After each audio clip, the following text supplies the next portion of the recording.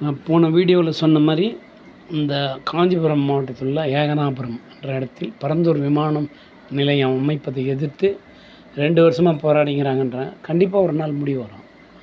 ஏன் விவசாய போராட்டத்தை பார்க்கல நம்ம டெல்லியில் கிட்டத்தட்ட 1.5 2 வருடங்களுக்கு அப்புறம் தானே அரசாங்கம் பணிந்தது. அது மாதிரி பணிஞ்சு கண்டிப்பாக வித்ட்ரா பண்ணிக்கிறோம், வாபஸ் வாங்கிக்கிறோம். அந்த மாதிரி இதுக்கு ஒரு போராட்டம் நடத்தும்போது தான் கத்திகள் எல்லாம் பேன் பண்ணோம் இம்மீடியட்டாக. எல்லா வகையான கத்தியும், அதாவது காய்கறிக்கு நறுக்க வச்சுக்கிறாங்க, அதை மட்டும் விட்டுட்டு மீதி என்ன மாதிரி வெடிகுண்டு பெரிய பெரிய கத்திங்க வீச்சரிவா அது எல்லாம் யார் வீட்டில் இருந்தாலும் ஃபுல்லாக ரைடு அடி.